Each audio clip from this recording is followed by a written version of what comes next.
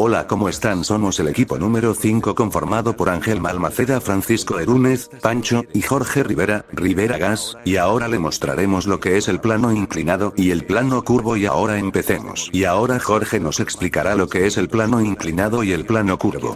Buenas tardes, aquí le estamos presentando una maqueta del plano inclinado y aquí tenemos una recta que es constante y otra que es, una curva braquistógrafo. En la continuación vamos a dar una pequeña demostración de la caída de dos objetos.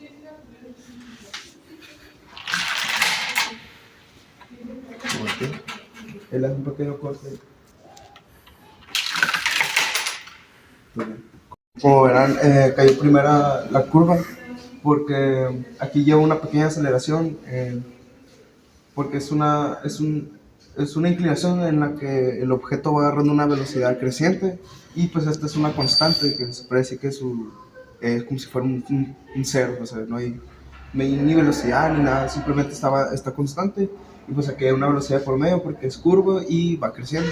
En pocas palabras, lo que acaba de decir mi compañero Jorge es lo siguientes. Aquí te explico cómo estos factores interactúan. Caída en un plano vertical. Gravedad. En un plano vertical, como cuando un objeto cae desde una altura, la gravedad es la fuerza dominante.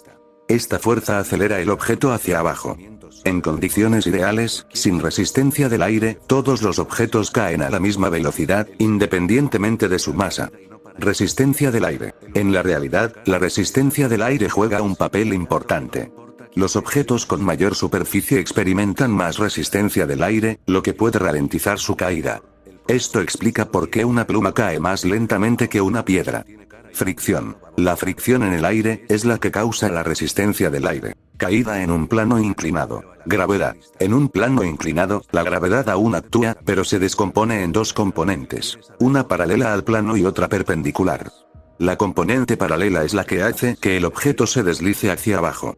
Fricción. La fricción entre el objeto y la superficie del plano inclinado puede ralentizar o incluso detener el movimiento.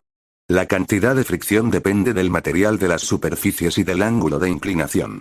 Ángulo de inclinación. Cuanto más pronunciado sea el ángulo de inclinación, mayor será la componente paralela de la gravedad y más rápido se deslizará el objeto. Factores adicionales. La forma del objeto. La forma de un objeto afecta la resistencia del aire que experimenta. Los objetos aerodinámicos encuentran menos resistencia. Velocidad inicial. Si un objeto tiene una velocidad inicial, por ejemplo, si es lanzado en lugar de simplemente soltado, esto también afectará su trayectoria. En resumen, la gravedad es la fuerza principal que causa la caída de los objetos. La resistencia del aire y la fricción pueden ralentizar o modificar la trayectoria de la caída. El ángulo de inclinación de un plano modifica la forma en que la gravedad afecta a los objetos. Es importante considerar todos estos factores para comprender completamente cómo caen los objetos en diferentes situaciones. Y ahora le vamos a dar la palabra a Francisco y ahora lo escuchamos ahora Pancho. Galileo Galilei fue un astrónomo, físico y matemático italiano que nació en 1564 en Pisa, Italia. Estudió medicina, pero se interesó por la matemática y la física. Fue profesor de matemáticas en la Universidad de Pisa y Padua. Hizo contribuciones importantes en astronomía, física y matemáticas. Se enfrentó a la oposición de la Iglesia Católica por sus ideas filosóficas. Fue condenado a arresto domiciliario en 1633. Dejó un legado duradero en la ciencia y es considerado. Y ahora le daré mi opinión sobre el plano inclinado vs el plano curvo. La comparación entre planos inclinados y planos curvos revela diferencias significativas en el movimiento de los objetos, influenciadas por la geometría y las fuerzas involucradas. Aquí te presento una conclusión que destaca los puntos clave. Plano inclinado. Aceleración constante. En un plano inclinado con un ángulo fijo, la aceleración de un objeto que se desliza, despreciando la fricción, es constante. Esto se debe a que la componente de la gravedad que actúa a lo largo del plano es constante.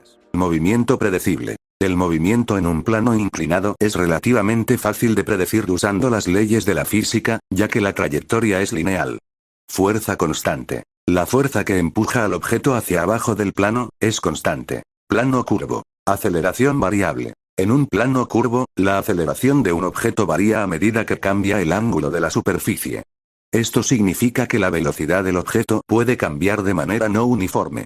Movimiento complejo. El movimiento en un plano curvo puede ser más complejo de analizar debido a la trayectoria no lineal. La trayectoria puede incluir cambios en la dirección y la velocidad. Fuerza variable. La fuerza que empuja al objeto varía mientras éste se desplaza por el plano. Puntos clave de la comparación. Geometría y fuerzas. La diferencia fundamental radica en la geometría de la superficie. Un plano inclinado tiene un ángulo constante, mientras que un plano curvo tiene un ángulo que cambia continuamente. Esto afecta directamente a las fuerzas que actúan sobre el objeto.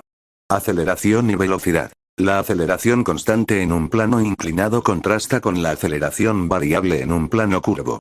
Esto resulta en diferentes patrones de cambio de velocidad.